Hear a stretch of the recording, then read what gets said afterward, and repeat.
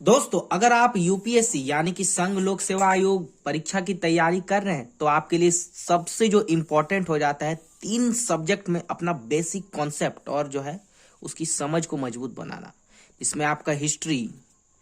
Polity और एक geography.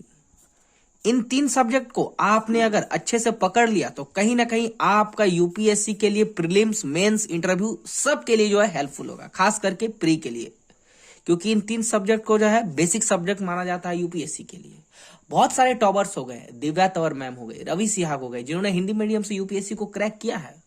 उन्होंने जो कहा है और जो सबसे इंपॉर्टेंट हो जाता है यूपीएससी के लिए, वो आज इस वीडियो में शेयर करने वाले हैं। ठीक है, तो देखिए, अगर आप हिस्ट्री के लिए पढ़ रहे हैं तो कोशिश कीजिएगा आप आधुनिक भारत के लिए आप जो है भारत का इतिहास स्पेक्ट्रम, मध्यकालीन भारत के लिए आप जो है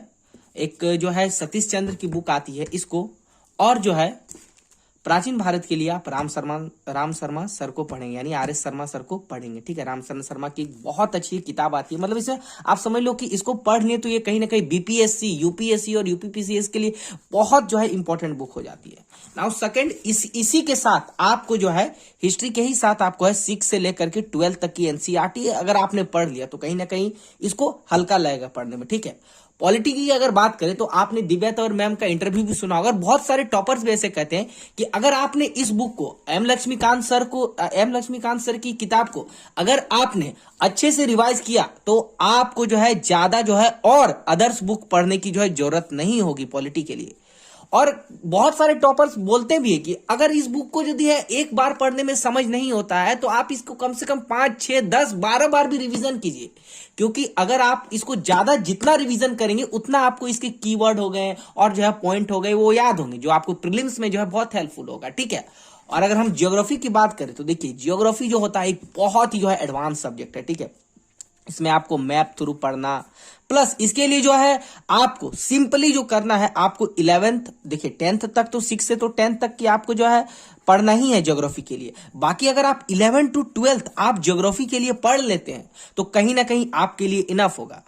अगर आप 11th-12th को अच्छे से पढ़ते हैं और आप प्री के लिए और आप मेंस के लिए आंसर राइटिंग और जो है टेस्ट सीरीज लगा लेते हैं तो वो आपके लिए इनफ है। बाकी अगर आप एडवांस पढ़ना ही चाहते हैं तो माजिद हुसैन सर की किताब ले सकते हैं, बट आपको 11-12 से हो जाएगा, क्योंकि ये बहुत सारे टॉपर्स भी कहते हैं। और आपको जो सबसे एक इंपॉर्टेंट बात होती है वो हर एक किताब मतलब कि रखना चाहिए, आपको एक क्वेश्चन बैंक ये रखना ही चाहिए। ठीक है, ठीक है, एक क्वेश्चन बैंक, क्योंकि देखिए क्वेश्चन बैंक रखने से फायदा क्या हो जाता है कि देखो प्रीवियस ईयर क्वेश्चन हम आराम से देख सकते हैं कि 2001 में, 2000 में, 2002 में क्या क्या सवाल पूछे गए या क्वेश्चन पूछे गए, उसको ट्रेंड एनालिसिस करके जो है हम देख करके उसमें ज्यादा सेट लगा सकते हैं। प्रीवियस ईयर से भी क्वेश्चन, ऐसा बात नहीं है, रिपीट होते हैं। तो आप इन सब किताब को पढ़िए तो कहीं ना कहीं ज्यादा होगा। बाकी सबकी अपनी अपनी स्ट्रैटेजी होती है, हाँ, लेकिन आप सबसे जो इससे में एक इंपॉर्टेंट होता है कि आप इसको पढ़ते के साथ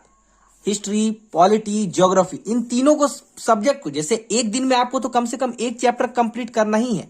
कोशिश कीजिए उसी दिन उसका एक पेज तो कम से कम आपको नोट्स बनाना ही होगा। ठीक है, क्योंकि नोट्स आप बनाते चलेंगे तो एग्जाम की जो सबसे इंपॉर्टेंट होता है कि यूपीएससी की जो लास्ट जो 3 मंथ होते हैं ना, 3 मंथ या 6 मंथ हो गए, उसमें रिवीजन के लिए ना आप तो भाई रिवीजन के लिए आप तो इतने किताबों को तो नहीं पढ़ेंगे ना, आप इतने मोटे मोटे किताबों को तो रिवाइज करने के लिए कहां से करेंगे। तो उस दिन आपका जो इससे जो आपने नोट्स बनाया है वो आपका बहुत हेल्पफुल जो है उसमें जो है वर्क करेगा। ठीक है, तो वीडियो पसंद आती है तो एक लाइक जरूर करना, चैनल में नहीं तो चैनल को सब्सक्राइब कर लेना। दोस्तों, मिलते हैं नेक्स्ट वीडियो में।